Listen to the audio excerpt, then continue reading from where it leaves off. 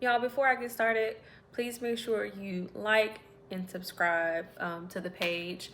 The more y'all like it, the more I know what content is doing much better than the other ones. We don't have to do like the bluff content. So like and subscribe so I can know what y'all like so I can keep it coming. Hey y'all, I'm back. I'm officially done with my Adult Health 1 clinicals, so now it's time to talk about it. This video will be a little different. I will do a Q&A from the questions that I got on Instagram. I'll go over them first, and then at the end of the video, I will just talk more in depth about my experience.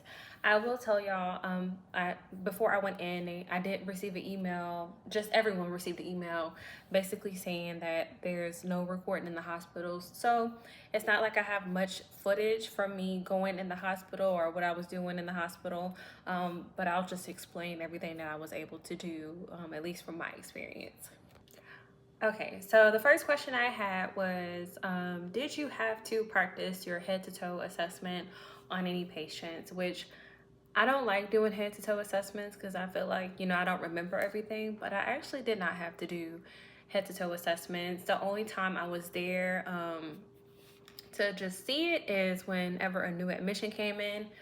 For all new admissions, they have to do head-to-toe assessments, but even those assessments are not in-depth like the ones that we do in lab or the ones that we learn about where you have to do like neurological and all that. It's just like a head-to-toe assessment where they look to see if there's any wounds or anything that they should be made aware of so they can document it in the system. So I didn't have to do a head-to-toe assessment, but I did get to watch someone do like a quick head-to-toe assessment, and it probably took about 15 minutes for them to complete it. It didn't take long at all. Okay, first question, did you have to practice your head-to-toe assessment on any patients? No, I did not, and I'm so happy that I did not. But I was able to see them complete a head-to-toe assessment, but it was very brief. It wasn't like that extended head-to-toe assessment where you bend over or where they have you follow the finger, unless I feel like that's more of a focus assessment. But did not have to complete a head-to-toe assessment, but I did witness a head-to-toe assessment, and it lasted for about 15 minutes. They basically did it just to see if there's anything that needs to be documented or like pressure ulcers, stuff like that. It was a really quick assessment to what I thought the full head-to-toe assessment would look like. Did you have any nurses who did not want you around them? I would say it was one nurse. I had the same preceptor majority of the time besides 1 out of the 6 days. And the other nurse that I had, whenever they were telling her that she has a nursing student, it really seemed like she didn't want me. And I advocate for myself, which I feel like everyone should. If you feel like you're with someone who doesn't want you or you're not learning anything, I 100% say ask for another nurse. Speak to your course instructor or speak to the charge nurse and say, hey, I don't feel like the person I'm assigned to wants a nursing student today. Is there any way I can get another nurse? You can be really nice about it. It's better to be nice when you're asking for another nurse instead of how you probably would want to be if you feel someone doesn't want you. So I had one experience, but it wasn't bad. I was about to ask for a new nurse, but then she pulled me. And honestly, like we started off with I thought it was some kind of tension, but throughout the shift, I learned a lot from her. So don't be like me and jump the gun and think like from the get-go because someone has an attitude, you need a new nurse. Give them a chance. And if, you give them a chance and you're still not learning anything, then at that point, you should ask for a new nurse. But I had the same preceptor the entire time, and he was amazing, and we built our little bond, and we had our little setup, so I was accustomed to his style, and then her style was the same too, but I had the same person the whole time. You may get that, you may not get that. If you end up meeting someone and they just so happen to be there all the days that you're there, they may be like, oh, you can have me next time you come, or we can be paired the next time you come, because me and the other nursing student that was on the floor with me, we had the same setup. Like we had the same people. We asked for the same people when they tried to assign us to someone else, and we asked because it was obvious that they were okay with us being with them. Are you in clinical as a class with a clinical instructor, or are you one-on-one? So they're asking if the course instructor is following us around or if I'm with another nurse one-on-one, which I'm with the nurse one-on-one. The clinical instructor is there for support. They're there to assign you to a floor or a nurse, and they're there, you know, if you run into an issue with a nurse, you call your clinical instructor, but they're not there one-on-one with you. You're one-on-one with the nurse. Whatever patients that nurse have, you have them too. So y'all are like this the entire time. Do you have the same nurse the whole time? So I kind of answered that one. You may or may not have the same nurse. It can be different nurses each time depending on their schedule, but you may or may not have the same nurse. If you find someone and you bond with them, ask them if it's okay for you to ask for them next time you come. And I'm pretty sure they won't have a problem if you bonded, but that's not guaranteed. So, and then they may or may not be there. What should you bring and how far in advance did you know your clinical dates? You should bring snacks. If y'all work overnight, you should bring snacks and not a big meal. When I tell y'all I struggled so bad with working overnight. Everyone doesn't have the night shift, but I personally had the night shift. If you do, bring snacks, bring water, bring your study material because you will have downtime during the nighttime. I never use my stethoscope. I never use my little light. Honestly, the main things that I brought to the desk with me was my phone, just because I can carry my phone. You can't have it out, but my phone, my iPad, which is what I worked on, and my water and snacks. But don't bring too much because you honestly won't use anything. At least I didn't use anything. Everything else they had, the mask and everything, they had that on hand. What is the schedule like? Is it like a week straight or a day here, day there? So my schedule was 3 shifts over a matter of 3 shifts for 2 weeks in a row. So I had 6 shifts altogether. I worked Wednesday, Friday, and Saturday the first week, and then the second week I worked Friday, Saturday, Sunday. Some people I know have worked 3 weeks over 3 weeks. They did 2 shifts each week, and it all just fell on the weekend. Saturday, Sunday, Saturday, Sunday, Saturday, Sunday. It's not the same all the time. It really just depends on what is available. But I personally only had 1 3 in a row, and then the other one was kind of weird. Wednesday, Friday, Saturday. Do we get to request specific dates? I know they're coming out with something, but even when they come out with it, it won't be specific shifts that you can request, but the 3-week time frame, they'll allow you to select which month. So I was able to do that for adult health too. I had a time frame choice between June and July, and I just picked June. So they will allow you to request specific 3-week windows, but not specific dates. And the placement coordinator for me said hopefully in the future, the near future, what they plan on doing is adding the location as well. So you'll see the dates and the location. But right now, I only see the dates. So we haven't got that far yet. When do we know our schedule? How many weeks is clinical for adult health 1? I personally got my schedule 3 weeks in advance. I was a little scared because I thought it was gonna be last minute, but I got it 3 weeks in advance. But I had my location way before that. So as far as your schedule, you'll get it 3 weeks or up to a week before. I've seen some people get it the week before. How many weeks? It's just that 3-week window. Because again, those shifts can be like 2 shifts over a matter of 3 weeks, or it can be 2 shifts or 6 shifts over a matter of 3 weeks, or 6 shifts over a matter of 2 weeks. So just always plan for that 3-week time frame just to be on the safe side. Okay, is there a clinical after each nursing course, after the OA or before? The way that these classes are set up, that clinical time is going to be set regardless of when you take your OA. So you can go and do your clinicals and still haven't did your or completed your OA yet, and you complete it afterwards. So the clinical dates are not based off of where you're at in your course. That specific course, like Adult Health 1, it's not based off of when you do your OA for Adult Health 1. If you're in Adult Health 1 or any class that requires a clinical, they will schedule you for your clinical rotation. So if you decide not to do your OA before you go in for clinicals, then you can do that. If you want to do it afterwards, you have every right to do it.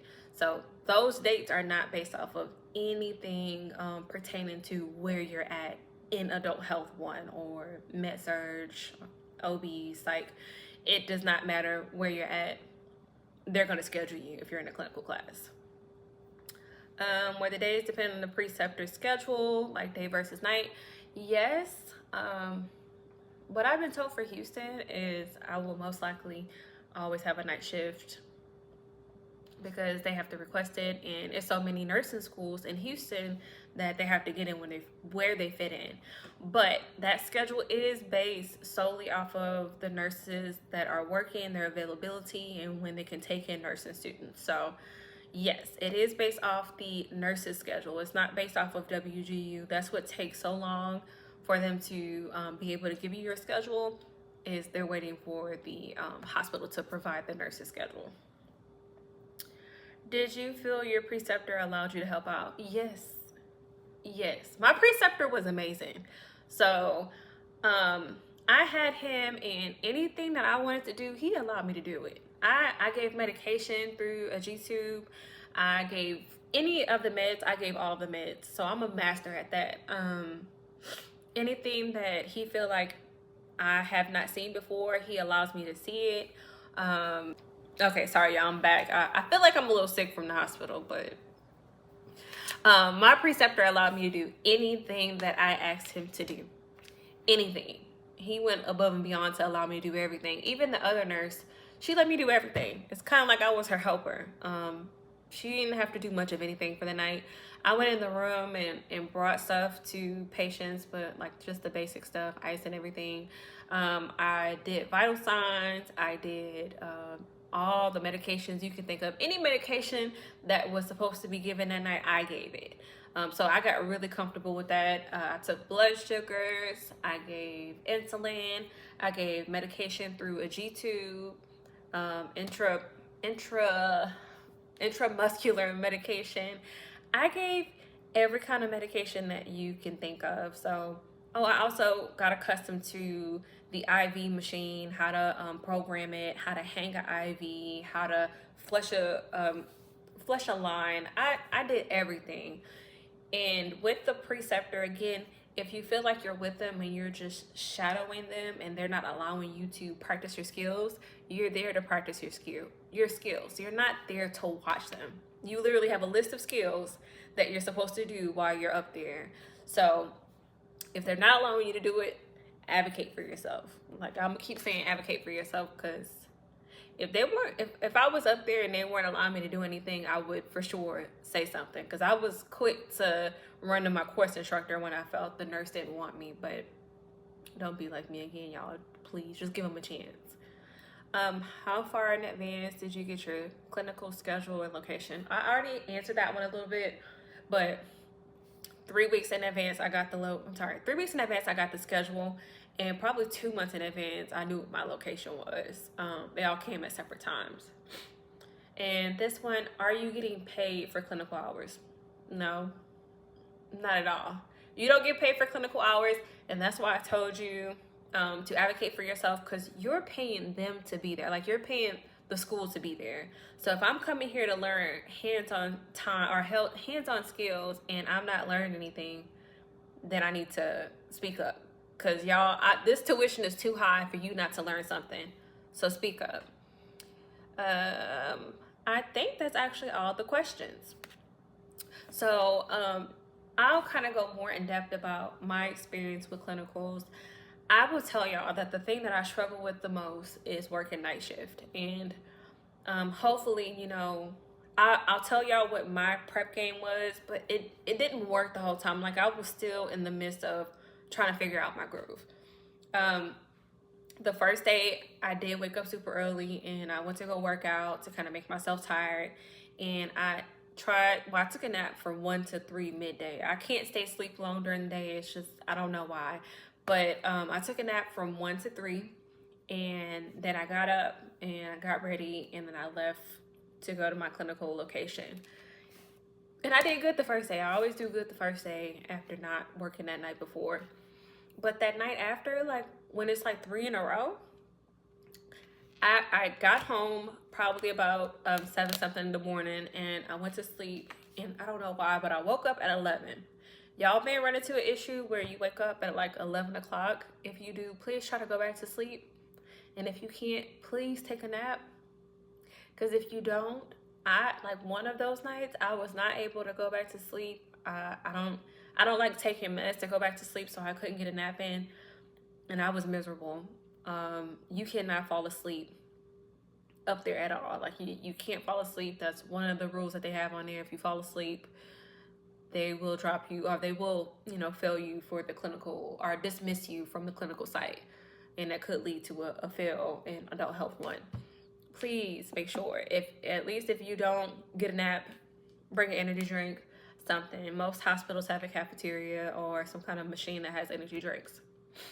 Please be prepared when it comes to sleep. The second thing I struggle with is around the hours of like 2 to 4, 2 to 4. For some reason, they got super, super slow. And even if I wasn't sleepy, I got sleepy because I wasn't doing anything. That's why I say to bring your study material. That study material will occupy you. You will not fall asleep.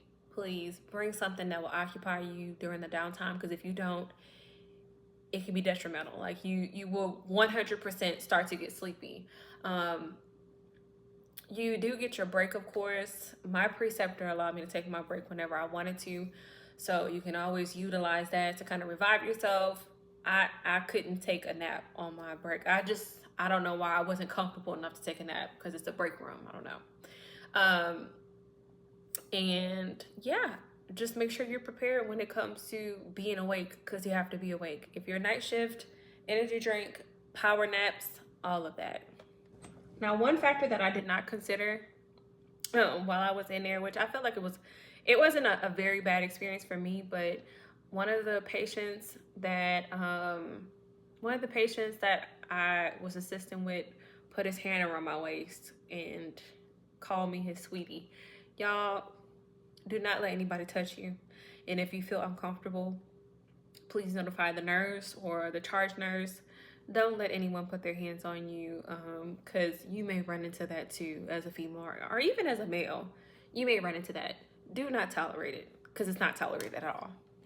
So a little bit about the course instructor. She will, or whoever your course instructor is, will meet you and guide you to where you need to go. Sometimes you'll be pulled to have meetings with your course instructor just so you can go over everything that you're learning, or just, talk about any struggles that you may be having. You will be pulled from your course instructor if you have any questions. If you feel like you're having a hard time with the nurse and the charge nurse, you reach out to your course instructor. They're there to help you. At the end of the class, I didn't notice we were supposed to do this, so this is new to me. At the end of the class, you will have to write a reflection paper, just going over your experience, and they'll kind of give you a rubric to show you everything that you would need to include in that reflection. So overall, my experience for Adult Health 1 clinical, I feel like it was pretty good. I did identify that I would never do med surg. That's like a definite thing for me. I would never do med surg. A lot of people, I heard a lot of people say that, and y'all, I'm one of them. I don't want to do med surg. But overall, even though I felt like I was unprepared when I went in there, I was prepared, y'all. And I actually met multiple WGU students in that hospital. And one of them came from the ICU, and they have like this little cool ultrasound thing that help you find the veins for, people who may have edema or anything like that. That's hard to find the veins for. He came in from the ICU with that ultrasound thing, and he got that needle in first try. no problem. Super confident, and literally just graduated a year ago. So the feedback that I was getting from the nurses up at the hospital was, because you have to be so self-sufficient with WGU, it makes you self-sufficient as a nurse. So they're up there thriving, and that was a little bit of a motivation for me, seeing that, you know, the WGU nurses up there and thriving. So, you know, just if you're up there, always feel free to pick the nurse's brain, ask them questions, ask them to let you go through the system so you can get accustomed to the system, because I was able to do that. When they are giving report, listen, take notes so you can be familiar with the patients as well.